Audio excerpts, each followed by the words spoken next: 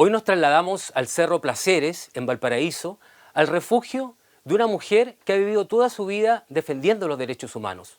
Durante la década de los 60 participó en lo que fue la reforma universitaria.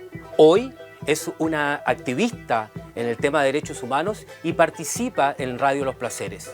Conoceremos en este capítulo parte de su vida y su historia.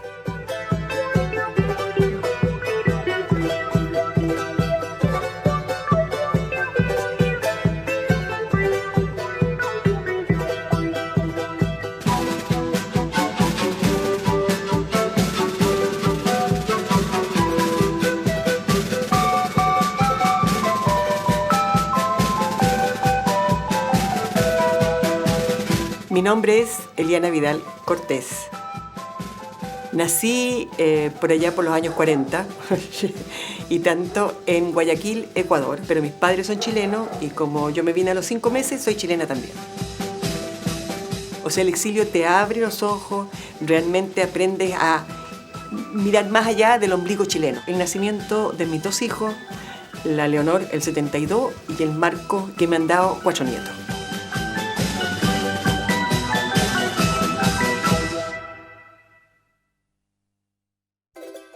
Hola, ¿cómo están? Bienvenidos a un nuevo capítulo de Los Surcos de la Memoria por las pantallas de UPLA Televisión. Hoy nos encontramos con Eliana Vidal. Ella es una mujer dirigente de los derechos humanos y también parte activa de Radio Los Placeres. Eliana, muchas gracias. Hola, ¿cómo estás? Buenos días. Por aceptar nuestra invitación para conversar acá en Los Surcos de la Memoria. Quiero ir inmediatamente al grano. Tú fuiste parte activa de un movimiento importante que fue la reforma a fines de la década del 60.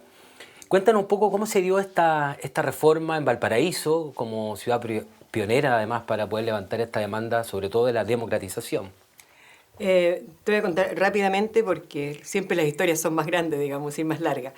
Nosotros estábamos en un proceso de reforma, yo creo que eran como todas las universidades, y me atrevo a decir que era a nivel mundial.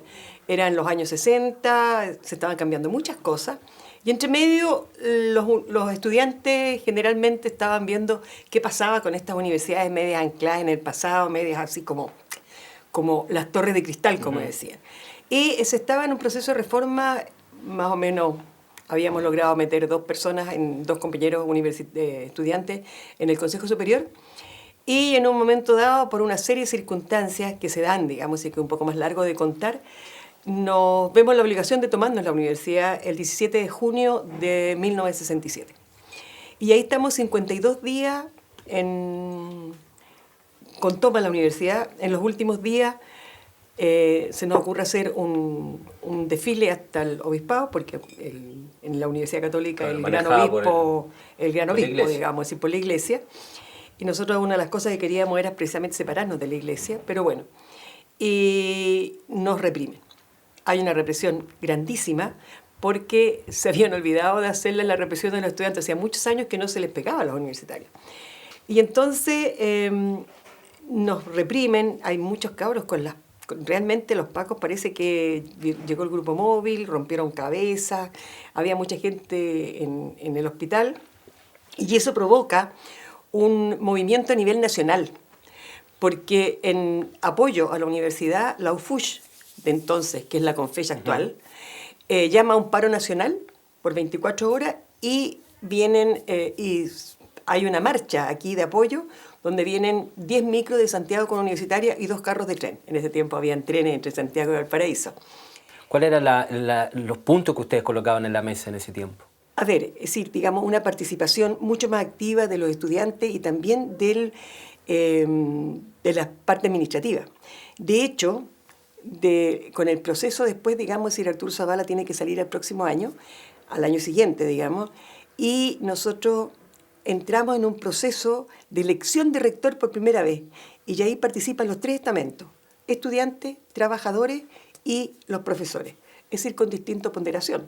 Pero de hecho, digamos, si es primera vez que se elige a un rector, sobre todo en la Universidad Católica, que generalmente el rector estaba nombrado por el obispo, en que hay una elección democrática con la participación de todos los estamentos de la universidad. Tiene que haber sido una de las primeras universidades en Chile. Eso venía replicando un poco lo que era lo que había sido la reforma de Córdoba a principios del siglo pasado, ¿no? Es decir, esa es la inspiración, ¿no? La de reforma de 1916 en Córdoba, y después, digamos, decir, bueno, hay una serie de procesos, pero yo creo que el proceso más grande es este. Es parte de los años 60, es parte de una política universal, de un movimiento social universal que, como te decía, termina en mayo de 68 en París. Eliana, te quiero llevar a la actualidad con el tema de la reforma, de tu experiencia.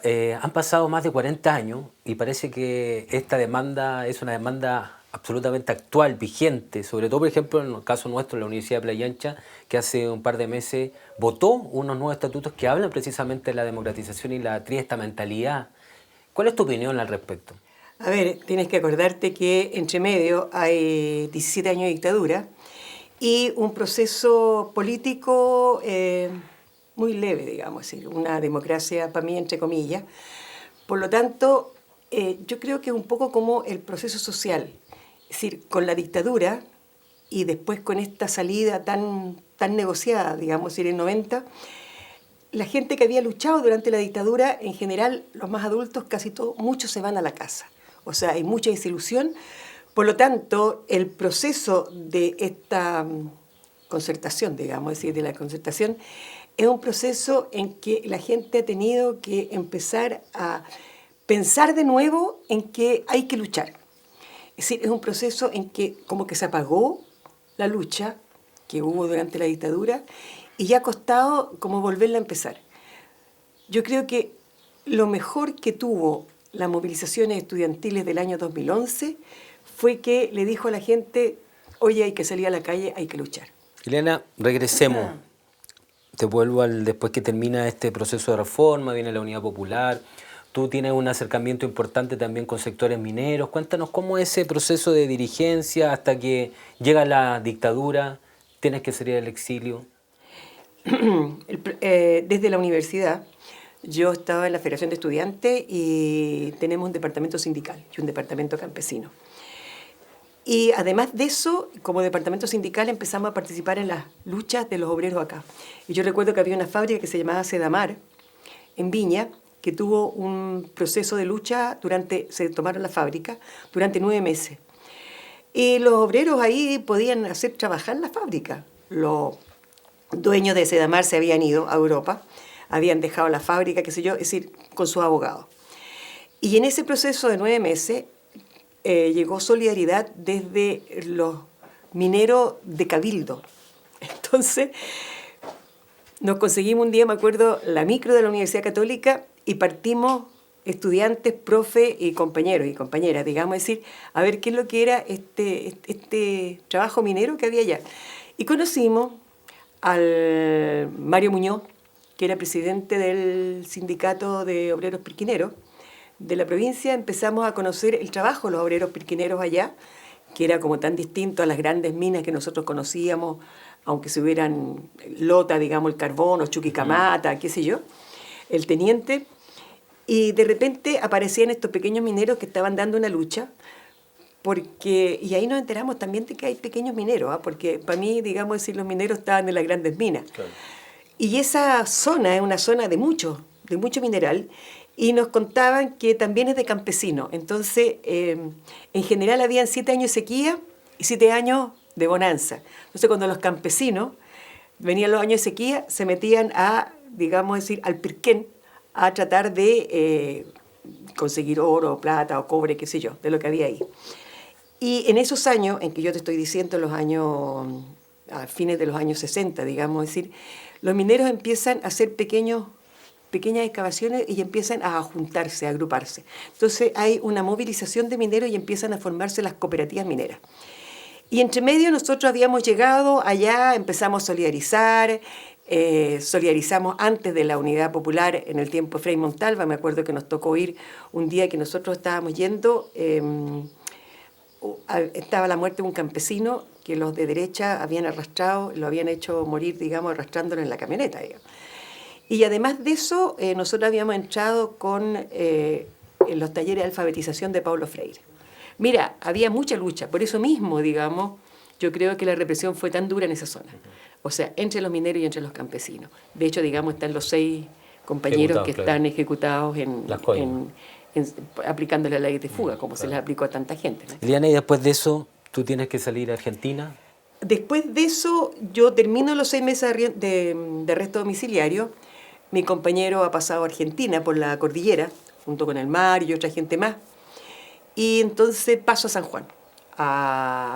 Me voy con mi hija, digamos, pero después de los 6 meses de arresto domiciliario me voy como turista, digamos, y ya puedo pasar a Argentina. ¿Argentina también era un terreno medio peligroso? ¿Operaba no, la todavía no, sí, pero todavía no. Estaba Perón todavía cuando yo llego. Es decir, Perón se muere cuando yo estoy allá, digamos, es decir, y llega la Isabelita y ahí tú te das cuenta que la cosa está súper difícil, pero para nosotros, ¿cuál era la importancia? Era que estábamos al lado de Chile.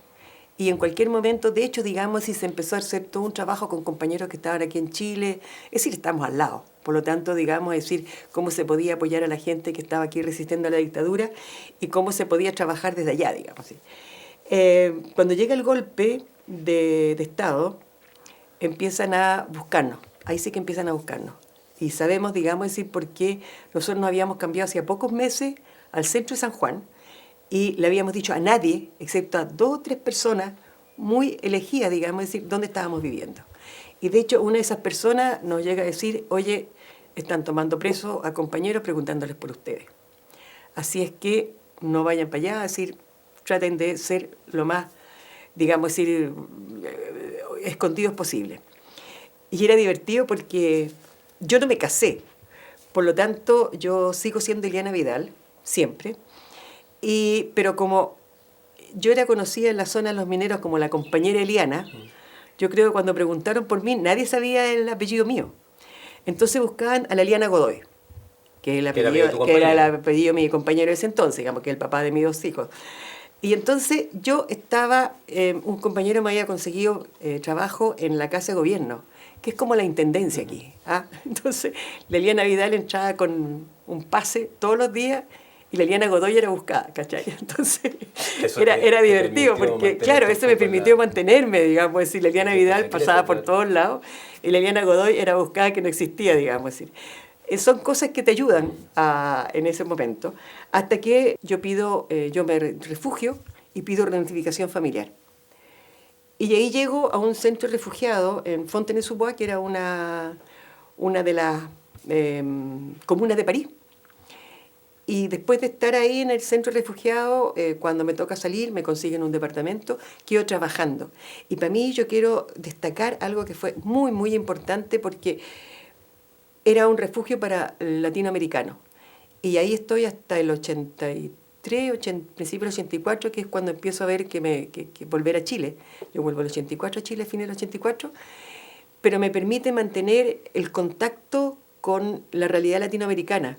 Porque como a ese refugio llegaban latinoamericanos, esencialmente argentinos, uruguayos y chilenos, te permite seguir manteniendo ese lazo, no solamente solidariamente, digamos, decir, sino que con las historias que vienen contando la gente que viene saliendo de esos países, de las dictaduras que había en ese país. Entonces, para mí fue súper importante ese trabajo. Eliana, queríamos pedirte un favor como programa, que nos invitara a tu refugio, a tu lugar donde tienes tu recuerdo, para que pudieras contarnos un poco. ¿Ya? Después regresamos. De acuerdo. Y conversamos sobre el presente y sobre el futuro también. Exactamente, ni un problema. Vamos y regresamos.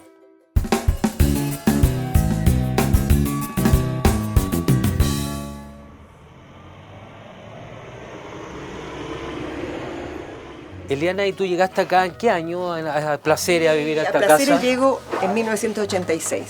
Después del exilio, porque yo llego en 1984, a fines del 84 me dejan volver, tengo autorización para volver y llego a la casa de mis viejos en el Cerro Alegre, que es donde siempre vivieron ellos, donde yo estuve también siempre, y de ahí me vengo aquí al Cerro Placeres porque mi proyecto de retorno es trabajar con unos talleres de aprendizaje que habían aquí, que era del programa del PIE de Santiago, que era un proyecto financiado por Inglaterra.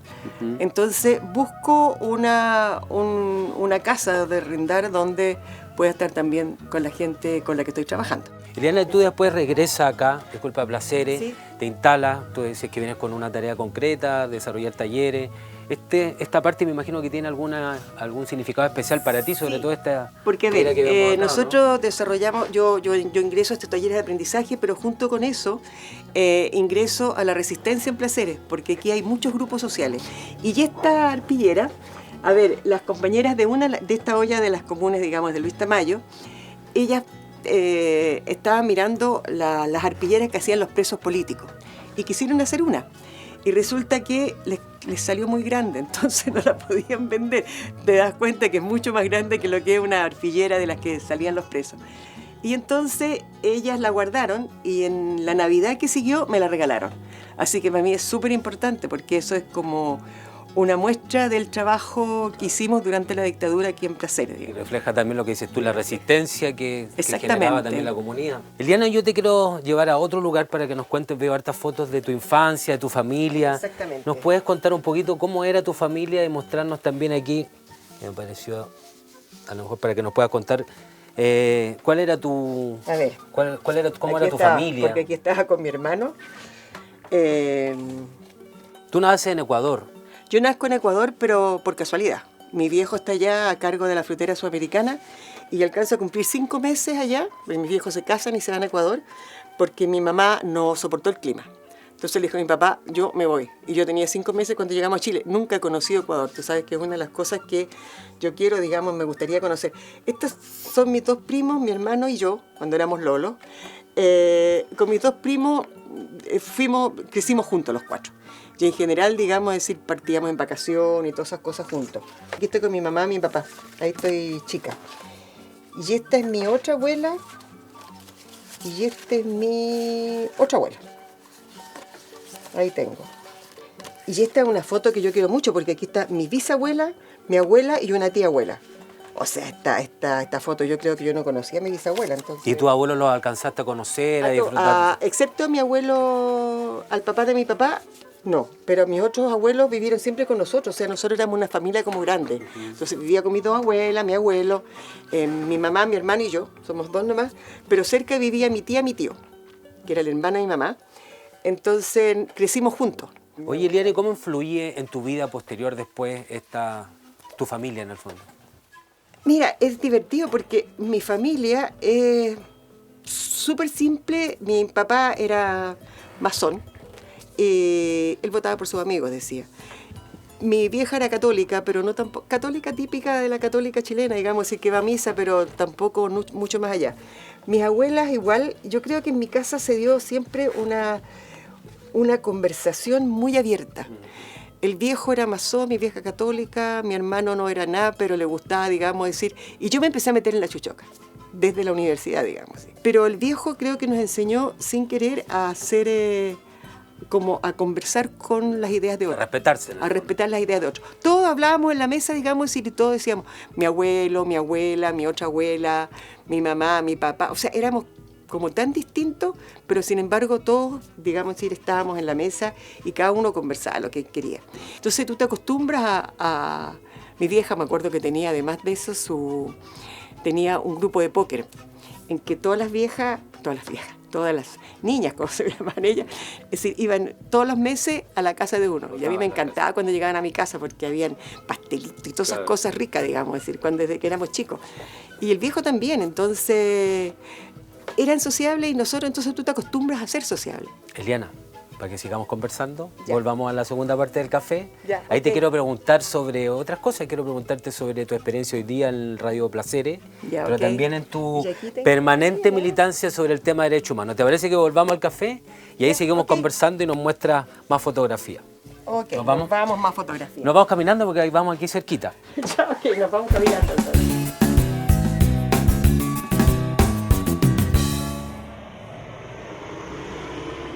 Eliana, ¿y en algún minuto tú pretendes ir a Ecuador, conocer tu lugar donde naciste? Me encantaría ir, pero todavía no... Mira, conozco Brasil, conozco Perú, conozco Argentina, conozco para Centroamérica y todavía no he podido conocer el lugar donde nací. El lugar donde nací.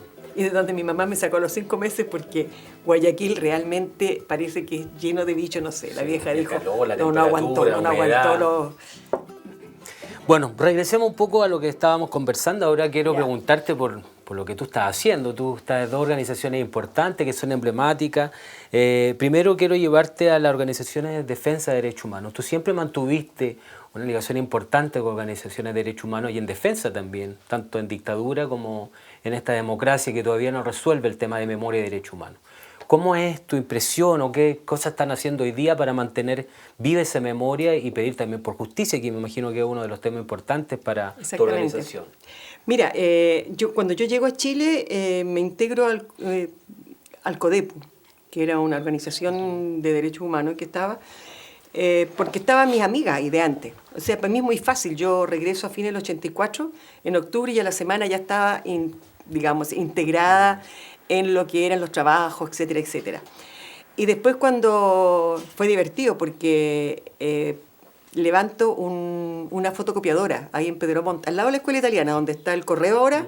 La mitad del correo era la Tentembilú. Y tenía, qué sé yo, artesanía de los presos, las arpilleras, libros que traía en consignación de Santiago, cassette que traía desde Alerce, digamos, donde había conocido a Ricardo García, le conté mi cuento, digamos, y una fotocopiadora, que pasó a ser en ese tiempo, y te estoy hablando del 86 hasta el 90, pasó a ser como la fotocopiadora de confianza. Entonces, todos los Agipro, agitación y propaganda de los compañeros, llegaban ahí.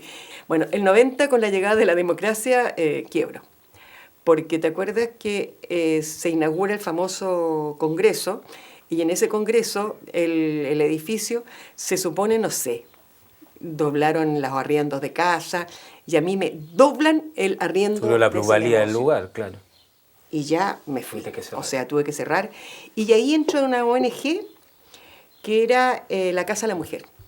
Y ahí descubro que hay derechos de las mujeres, porque para mí eran como los derechos de toda la gente. Bueno, ahí empiezo, ese es otro proceso que tengo. Durante el tiempo, todos los primeros tiempos, los 90, en general los expresos políticos, éramos como testigos de gente que estaba detenida, desaparecida o ejecutada. Y un día hay una reunión en Concepción, a la que yo no asisto, digamos, si la asisto después yo no voy, pero de ahí de esa reunión sale, bueno, ¿y nosotros los presos políticos? O sea, los sobrevivientes. Claro. Podemos decir directamente al tipo que nos torturó, oye, tú me torturaste. O sea, somos testigos vivos. Somos sobrevivientes, por lo tanto tenemos que empezar a denunciar, tenemos que contar nuestras historias y tenemos que denunciar. Y ahí está focalizado en el tema de la recuperación de la memoria. La recuperación de la memoria, la justicia, digamos. Es decir, mira, hay cosas, en esa lucha que se esté dando ahora hoy día, hay cosas, si tú quieres, de peso, pero también hay cosas de las cosas que nos interesan a nosotros. O sea, la recuperación de centros de memoria, el hecho de hacer de que los abogados de derechos humanos del Instituto de Derechos Humanos o del Ministerio del Programa de Derechos Humanos del Ministerio del Interior puedan hacerse parte en las querellas que estamos haciendo por tortura. Porque hasta este momento ellos se pueden hacer solamente parte en los casos de detenidos desaparecidos y de ejecutados. No en el caso Pero de no en el caso que estamos nosotros ahora. Y es muy importante la cosa de la tortura porque, por ejemplo, de acuerdo a las leyes, las violaciones que se producen al interior de los centros de tortura contra mujeres y también contra hombres no son consideradas tortura, son consideradas abuso sexual dentro de las leyes. Y además no están consideradas. Entonces, nosotros necesitamos trabajar eso, digamos, es decir, qué es lo que es la tortura, cuándo son las torturas, y presentar querellas contra los torturadores. O sea, específicamente, no ya contra, porque nosotros presentamos muchas veces contra los que resulten responsables de tortura, dentro, por ejemplo, del Silva Palma y la Academia de Guerra. Pero hay toda una lucha. Entonces, no es solamente lo que nosotros conseguimos al principio, que fue que nos reconocieran como presos políticos. Mira, nosotros calculamos en 300.000 los presos políticos que pasamos por las cárceles de la dictadura. Por una serie de razones. Si tú te vas al informe que tiene la primera comisión Valech, nosotros sacamos, hay como 1.000 centros de detención. Ponele un poco de presos políticos en cada uno. Podemos decir 400, pero como muchos pasamos, yo por ejemplo paso por 5 centros, es decir, pongamos 250.000 a 300.000, pero no 48.000 o 58.000 que son los que están reconocidos, los que estamos reconocidos como presos políticos. Entonces es una de las cosas, porque necesitamos que se reconozca que en la dictadura hubo presos políticos, hubo tortura, no solamente detenidos desaparecidos, que eso provoca un problema en la sociedad, que tenemos una sociedad que fue torturada en su conjunto, digamos, es decir, y que recién estamos a lo mejor saliendo de eso, un poco lo que te decía yo antes, ¿no? O sea, recién ahora, digamos, los universitarios, desde hace un pocos años, pero también está todo este proceso, que también la gente, es decir, qué pasa con la gente que está hoy día, digamos. Entonces, es una de esas cosas. Segundo, digamos, es decir, qué pasa con los centros de memoria. Si tú ves en Argentina, por ejemplo, cómo no solamente los recuperan, sino que si no los puedes recuperar porque está en otra cosa les ponen una placa, claro. ¿No es cierto? Aquí, ¿qué es lo que están haciendo? Hay una estatua de José Toribio Medina, que está ahí, digamos, es decir, que se está haciendo toda una campaña para que saquen, así como ahora dijeron que se no sacó hay, la medalla de Pinochet. Exactamente, la medalla de Pinochet y todas esas cosas. Entonces, hay muchísimas cosas que pelear todavía para que en este país haya justicia, se reconozca una historia, no para llorar, sino que para que no se repita, y cómo seguimos para adelante en la lucha. Perfecto. Eliana, para ir finalizando, y no quiero dejar de preguntarte esto que me parece importante, porque habla también de tu trayectoria, de lo que has hecho, es tu vinculación con Radio Los Placeres, que yo sé que te gusta mucho, una pasión que tú tienes ahí importante en tu vida. Cuéntanos un poco cómo es esa experiencia, la relación que tienes con la Radio Los Placeres, que además tuvo aniversario hace poquito, y ¿cuál es tu sensación, tu sentimiento de esta radio que se mantiene en el tiempo y con algún espíritu también de cuando se forma?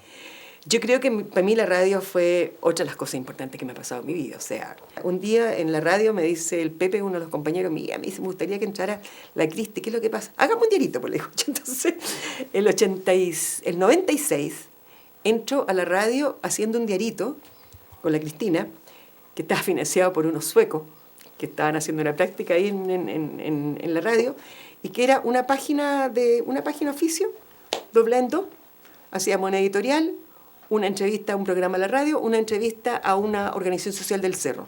Y la repartíamos para que en la radio conociéramos las organizaciones sociales, pero las organizaciones sociales también nos conocieran en la radio, que estaba en ese momento, la radio había funcionado desde el 89, desde uno de los centros comunitarios, digamos, que teníamos en ese entonces, digamos, que había levantado el BIR, pero el 91, por presión de la Archi, el Elwin hace bajar todas las radios comunitarias de Chile, que habían tenido todo un proceso de crecimiento durante la dictadura, y en 95 se vuelve a levantar, a pesar de todo, digamos, hay una ley, el 94, muy mala, pero la radio, el 95 se levanta así. Y estábamos ahí en un piso que se arrendaba en un club deportivo que hay ahí en la plaza. Ahí estábamos. Entonces entro con este diarito y la Maggi, que era una de las fundadoras de la radio del 89, que había nacido como un proyecto MIR, como te digo, pero que cuando nace el 95 nuevamente, nace como un proceso de izquierda, más allá del MIR. Digamos, hay otra gente que no estamos ahí, pero que apoyamos, digamos, la radio. Y la Maggi, cuando se va a México, me dice, tú quédate con la radio. Yo estaba en la Casa de la Mujer en ese momento, por lo tanto, digamos, si yo entro al programa Palabra Mujer, que lo mantengo hasta el año pasado, donde, después te digo, se nos ocurre hacer un blog de historia de la Radio Placeres a través de la historia de sus programas, que está en este momento en historiasplacerinasblogspot.com. Pero durante el tiempo que yo mantengo el programa, no solamente hablo de los derechos de las mujeres, digamos, me dedico a entrevistar, qué sé yo, si hay una huelga de los profesores, tú tienes la huelga de los profes, o si hay una huelga de un sindicato, o si viene alguien, o si, digamos, si yo me acuerdo que el programa que realmente lo tengo así como de oro, es por una casualidad, tanto de Perú como de acá, puedo contactarme con la Concepción Pincheira, que es una de las compañeras del grupo que los acusan de ser de Tupac Amaru, que cae en Perú. Y que en ese momento ellos están en la Sierra de Guanamayo se llama, ¿no? Alguna cosa así. Y es una cárcel que tú ves la parte de arriba porque el resto está metido en la sierra. Y es tremendo porque la enfermedad de los huesos y qué sé yo.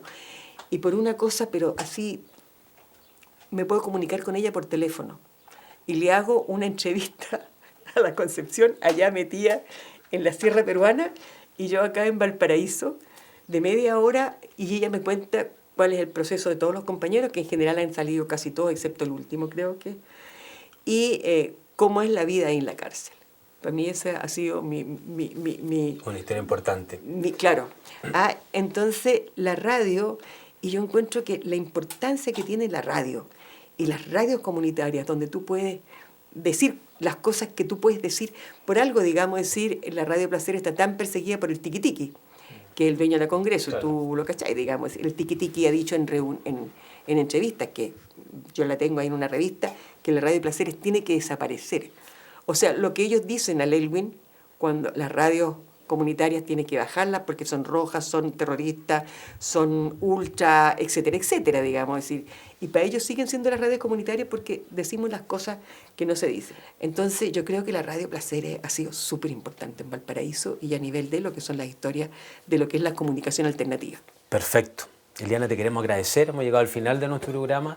Queremos invitarlos a que puedan revisar nuestro programa en www.uplatv.cl, pero además, en esta oportunidad, queremos que nos vuelva a recordar ese blog donde está esa información para poder recorrer también estos 25 años de Radio Placeres.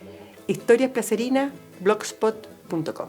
Perfecto. Y con esto hemos llegado al final de nuestro programa, Los Surcos de la Memoria, por las pantallas de UPLA Televisión. Gracias, Eliana, por tu tiempo. De nada, muchas gracias por la invitación también. Un gusto.